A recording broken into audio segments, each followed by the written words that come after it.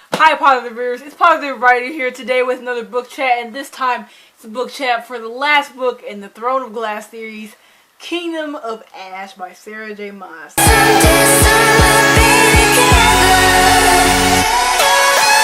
I started this series in April of this year, and I read the whole thing this year and have been waiting for Kingdom of Ash to come out since I read Tower of Dawn in like August. And it's here, I read it, I finished it, and it was just so beautiful, and I couldn't have asked for more. It was so beautiful, and I'm here to talk about it today with you guys. I can't believe the series is over. It's like it just started. I'm just, okay? I miss all my beautiful characters. But without further ado, I'm gonna jump into this because I have so many freaking notes. This book is 980 pages long, but it was beautiful. 5 out of 5 stars. I cried, laughed. I love this book. It's my favorite in the series other than Tower of Dawn. I love it. It's so epic, and it was everything that I could have dreamed. Basically, we jump in, and, you know, the first 3 chapters were like Fireheart and Rowan, and they were doing their own thing. Rowan, obviously, is looking for Aelin, who's in the coffin, and Aelin's in the coffin. So, that's that. And then we jump right into the book with Adion's point of view, and basically, no one's figured out that, like, Sandra is not really Aelin, and he's mad at Lysandra because the plan didn't include him and he's triggered about it or whatever. I didn't really like Adion in this book, I gotta say. He was like my least favorite character out of everyone, I have to say. Like, he was just really annoying. I liked everybody, figuratively speaking, but him, well, he had to be my least favorite if I had one. So then we flip to Dorian's point of view, and I wasn't ready for him to be all depressed and stuff about this. Like, he's like ready. He basically, his end game is to go and sacrifice himself for this lock and kill himself, basically. And I wasn't ready for that. Then he started talking about his blood, and this one Ashley Out page, you should go follow her. She has great Throne of Glass content. But she had this theory that Dorian is actually a Bow demon. So I basically adopted the theory too because I watched the video and she had a lot of receipts. So I was reading this like, oh, he's a demon, and he kept talking about his blood, and he wanted to ask Damaris if he was human, and then he asked Gavin if he was human, and he was like, this is not for me to tell, and I was just like, he's demon. Like, I really thought he was.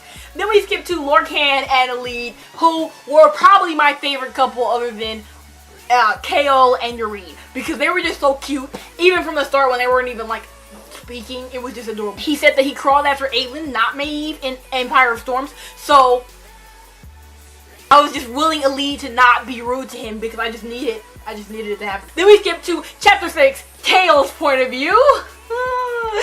He was just there on the boat. They're going to Northern Continent stuff, you know, where Aelin is supposed to be and all that stuff.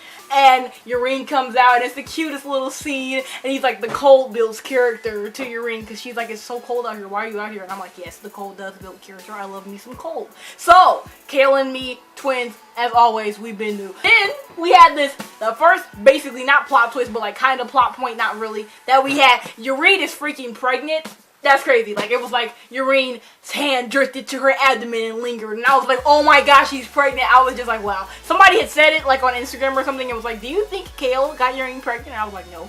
But, I was wrong. Aelin is pretty much really screwed. Because she's in the coffin. She's being tortured by Karen every day and stuff. And they keep putting her back together so he can mess her up again. And they take her out for a minute to kill off Connell, Varys' brother. And they do this, but Aelin is so tired, and they make her stand on some broken glass and stuff. It's not good. It wasn't good. But she got the idea, because she's Aelin Galathian, to grab some spare glass, because it was broken glass on the floor that they made her stand on. She was like, let me grab that. So she grabbed some, cut Karen, and then threw one at Maeve's cheek, and it cut her, and then you saw the bowel blood coming out of her. And I was like, Aelin knows, but she was like, maybe that's just a hallucination, because she's been hallucinating a lot because of Maeve's power or whatever. That's tragic. Aelin, it was so cool. She had this scene. She always has powerful scenes. She had this scene. She was in the coffin and she was really depressed and stuff. And her mom started speaking to her and she was like, you do not yield, you do not yield. And she just kept saying it. And she was just punching the coffin over and over again. And we know this coffin is iron, but she kept punching it. And they got fed up. They took her out, but she looked at the coffin and there was a gigantic, like, dent in the coffin. Aelin is just so powerful. I just love her. Like, who even could ever? She's so great. Dorian and Manon. I think they're my favorite couple. Other than Shireen. Yes, they're my fave. I don't care. Because they snapped. I swear to God, I hated them in Empire Storm. I hated them. I was so disgusted and disappointed by where they were going. But this book completely sold me on their relationship, and I love them to death now. So they were doing this thing, and they were talking, and they're basically, Dorian's whole deal with liking Manon is the fact that, well, she's not going to judge me for all the bad stuff because he feels really guilty about a lot of things. And so he feels guilty, and Manon's not going to judge him. So he's like, okay, I'm going to kick it with you. So he does this stuff, you know, and they're talking all deep talking and stuff. And like, it starts getting too intellectual for Manon. So she's like, I don't want to talk anymore. And then he says something else. And then she's like, I said I don't want to talk anymore. And then Dorian was like, wow, then shut me up then. And I just threw the book, and I didn't throw the book, but my soul flew because I love them. They're beautiful. So then she did shut him up, and it was great. It was a beautiful scene. We all love some greatness. I said this is what I wanted from them when I started shipping them in Queen of Shadows. And this is exactly what I wanted from them. And they gave me everything I wanted. I love Dorian and Manon. They made the whole book for me. My babies. Okay. Yrene and Chaol, they go to Anil because they're going to go where Aylin's at. Where they think she's at, basically, but instead they go to Anil because it's about to be attacked by Morath. So they go to Anil where his father's at, and they're in the room with his father, and then you know his father's a rat, we've been to. So Yrene's standing next to him, and Chaol's like trying to introduce him and stuff, and he just keeps saying like insulting things, but Yrene stood up for him and was like, well, if your people die tomorrow, or if your people live tomorrow, it'll be Chaol's fault, not yours. You don't have anything to say. She just went off on him, and I just really appreciated Yrene. Like, she's great. Then, one of my theories started to come true, because Maeve was over Aylin's coffin and was like, Aylin, I'm off, I'm going to go somewhere, and Karen's going to move you and stuff, because I'm going to go, I found out that there's a collar on the loose, a demon collar thing. I'm going to go find it, and I'm going to put it on you, and that was one of my theories, that she was going to find a demon collar and put it on Aylin. And she left, and Aylin was all triggered, like, I'll kill myself before I get collared. So then she got moved to a camp and stuff. But Dorian had this whole storyline thing going on. He was probably the most interesting point of view. But basically, so he is going to go to Morath. So he's trying to find out how to shapeshift and stuff, so he can get into Morath undetected and get the word key and then force the locks, all this stuff. So he's basically trying to shapeshift, and it's not working out. He's like, dang it. But this one time, Dorian told Manon that, is it so bad to care? Like, they were talking, and he was like, is it so bad to care? And he told her how he cared for her. And the next morning, his shapeshifting worked because he opened himself up, and talked to her, like, his feelings. He talked about his feelings instead of it just being all, like, lust. And it was beautiful. I was like, dang, Dorian, look at you, He was a bean. Like, I just wanted Dorian to be happy, like, literally, he's a fetus.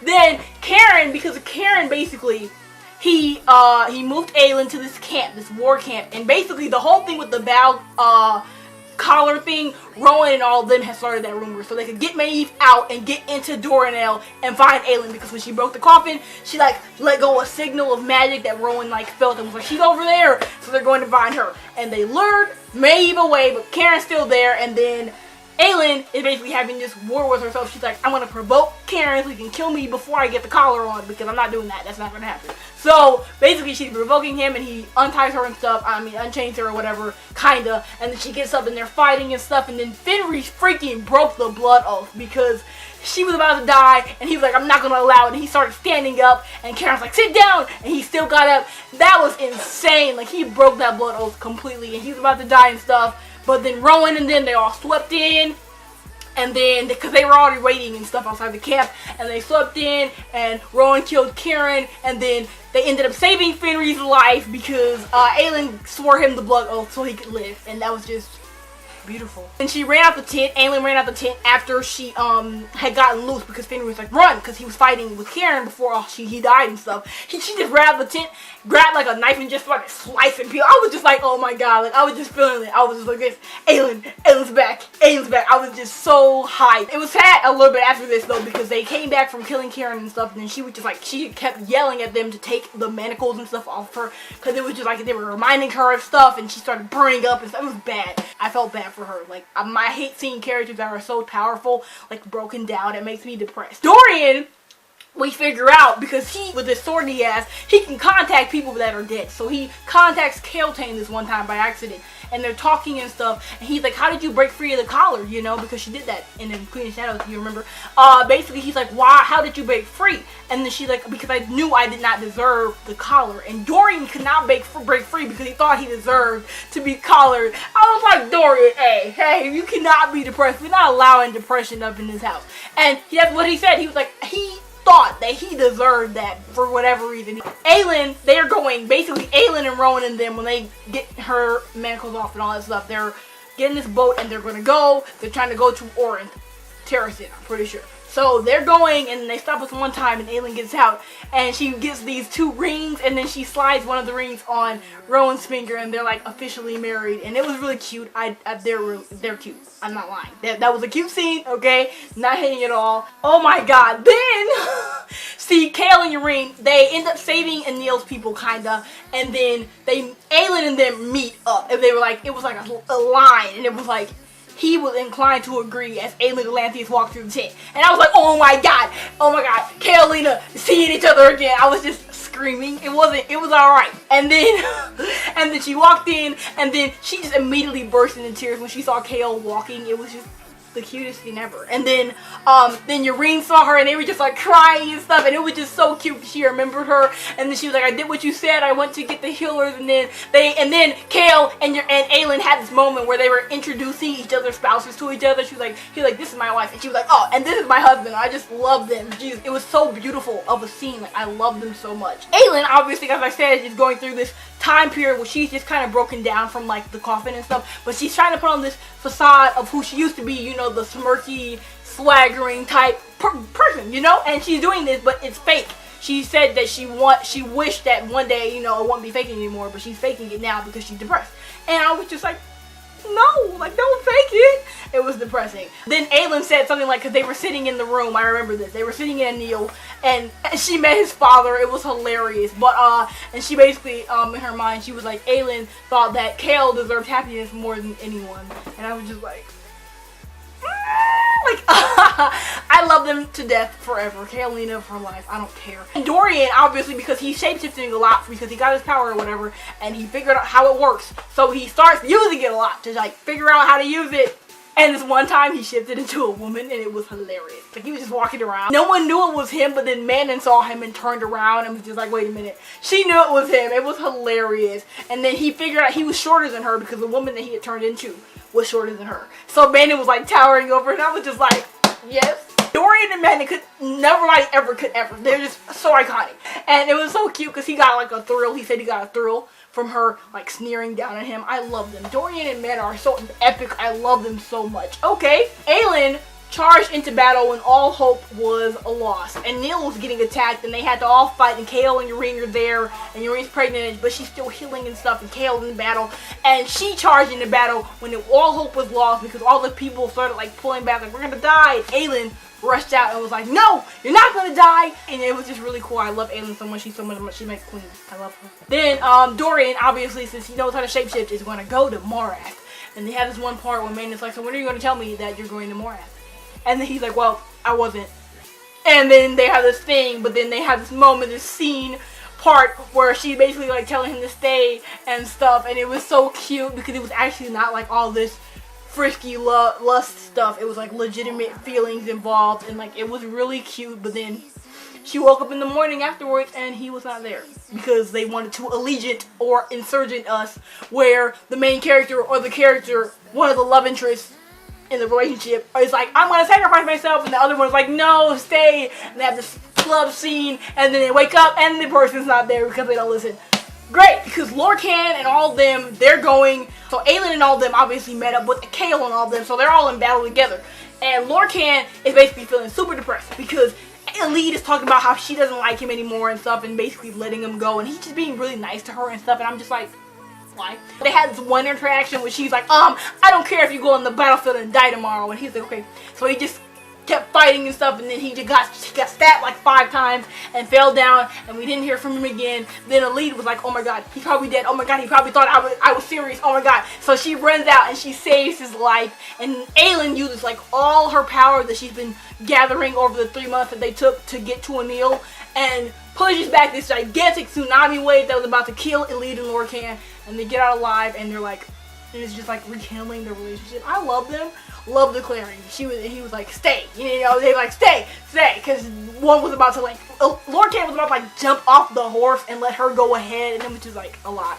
But my babies, they prevailed. Manon, I forgot to talk about her. She's great. I love her again. I hated her after Empire Storms, but I love her again now. She is basically dealing with these Crochins, and a lot of stuff is going on with them. One time she like staged an attack and it was really bad and stuff, but it worked out, and she basically gathering all the witches, especially after Dorian leaves. She's like, okay, well that was his choice, now I need to get my butt ready. So she gathers all these witches and she goes to Petra's Blue Blood, and basically it's like, we need to fight together, we need to stop freaking arguing and fight together for these people in Orange so we can get our waist back. And she's like, okay, I'll think about it. So she's gathering all these Crochin witches, and they just start walking out of their homes, like as they see them flying above. They start walking out of their homes and like getting on their brooms and just flying with them. It was just beautiful. Manon is a beautiful person. She's like not a child of war, but a child of peace. And I love Manon. She's just beautiful. Like, she just defied all the odds. Like, do you remember where she was in Era Fire? Like, I'm just screaming. But anyway, Dorian, we know he's going to Morath, so he like shapeshifts into a freaking rat or something, and he's walking around, and then he walks into this room with Erewhon, and freaking Maeve is at the table, and they're like exchanging some like greetings. I'm like, why are they talking together? Like, they're about to like join forces. Oh no. So he's like a rat up under the table, and then Dorian decides, he gets caught by Maeve, and because he's a crackhead, and then he decides to like team up with her, and I was just like, what? No, Dorian. And he was like, I don't have anything to lose. I'm this. We should work together. I can get the keys. This. I'm like, oh my god, Dorian, come on now. You still haven't seen KO yet. Like, you can't die and be working with the enemy. Like, I was so annoyed. But that happened, and basically he started conniving with Maeve, and it's battle. Because she said the way that he feels around the collars, because he saw like a room with the collars, and they were like basically gravitating towards him, and he was just like going towards them like in a trance, like, and then she had to grab him out, like, oh my god, what are you doing? You stupid. But he did that, and then basically she said that the way that he feels around the collars is the way that she's felt ever since she left the Val Kingdom. So we know Dorian was a demon. He's a demon. He got the word key, and turns out, lo and behold, Dorian is not as dumb as everybody thought. He was playing Maeve this whole time, using her power, her mind power, against her. So when she was like going to betray him, he was like, oh, already got you, and then blew up Morath and flew away. And I was just like, as a wiper, and I was like, yes, Dorian is just so great. Like, Dorian is so cool. I love how these characters don't reveal things to us until they're important, because a lot of times in books, the plot twist is like when the villain does something or something like that. But no, in Throne of Glass, everybody's a villain. Like, villain, because they all have some plan up under their like sleeves that they're not telling anyone about until it happens, until it's like on the page. And I love that, because then I'm like, oh my god, you had this, oh my god, this, and it's like it leaves that element of surprise even when there's not like a villain involved or something, and I love it. It's beautiful. Sarah J. Maas is a queen. She's the best author ever. I love her. She's great. The Crochins arrived because Man and all of them, they went to help Aedion, because Aedion has been failing. This whole book, Aedion and Lysandra have this thing going on where they hate each other and stuff, and it's bad.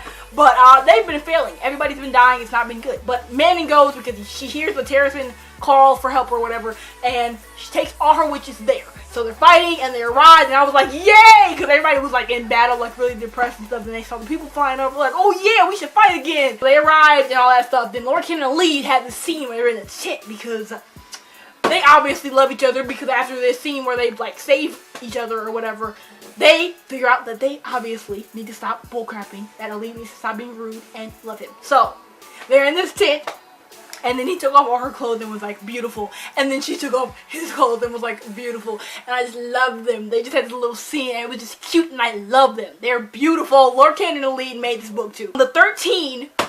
So this battle raging with Aedion and Lysandra is so bad. Like, I'm not talking about it at all, because it's basically just them losing. Like, it keeps going downhill no matter what's going on. Whatever happens, Morath keeps coming with more people, and it's not good. So basically, they're losing, and the Crochins realize, not the Crochins, the 13, they're like, save us, man, live, be happy and live. And they sacrifice themselves to break down the last witch tower, because these other witches came into battle to fight against them. And so the 13 go, and they sacrifice themselves, and I swear I cried so hard. Like, they just exploded into light. I cried. Like, I was so sad. Like, the 13, oh my god. It was sad. That was the first time in this book that I cried, and it was bad. But it's fine.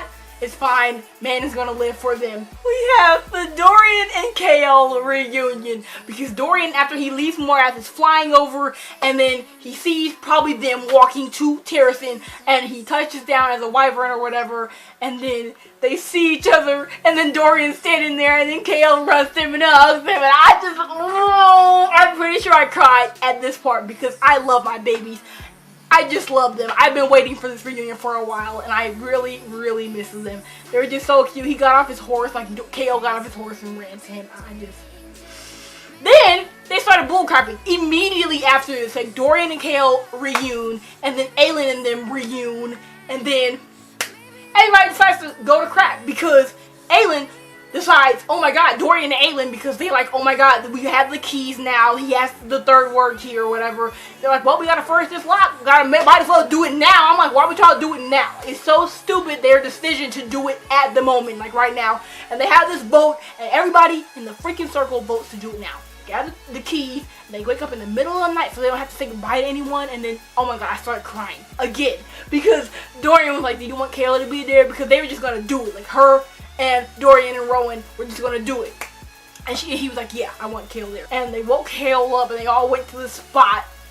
And they were getting ready for the locks. And then Dorian and Kale said goodbye to each other. And Rowan and Aelin said goodbye to each other. And they all got on the thing and they were doing the lock thing. And then they get into this lock place or whatever. And then Dorian's father walks out and is like, let me take your place because I deserve this or whatever. Aelin's like, bye, I had a plan, and then pushes him out of the place that they were in or whatever, and then he comes back to the real world, and they're all just sitting there waiting for Aelin. And this whole part is super epic because Aelin is basically like trying to figure out if she's gonna die or not, and she basically ended up killing the gods because they were crapping. They were just completely bullcrapping because she tried to save Elena's life because Elena was the one who allowed her to live extra years other than die when the gods wanted to. So she tried to save her life, and then the gods just completely wiped her from existence, and I was like, wow, okay. So then Aelin basically, like, knocked over a door to hell or something, and then let them all fall in, and I was like, yay! So then Aelin gives her all her magic, basically, to the lock, almost all her magic to the lock, to forge it, and then Deanna, I think, somebody comes down and gives her a piece, I think it's Mala, actually, gives her a piece of, like, magic or something, and she takes it, and then she starts just falling through worlds, she's trying to get back home, basically. And then she's falling between worlds, and I'm like, oh my god, I swear to God. And then lo and behold, guess what world she falls? And she falls between and sees the Akotar world. And I was like, oh god dang it, because she was describing it. She was like, oh, the world and stuff. She was like, oh, this winged male and this female. I was just like, oh god dang it, reset, isn't it?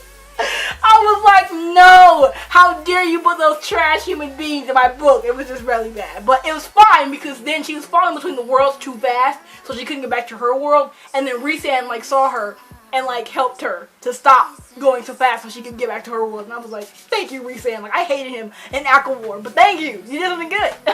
She got back home, and it turns out Aelin is not a firebringer anymore. She doesn't have her fire magic, which a lot of people like thought. They thought that she was just going to give her fire magic because it's so much of it.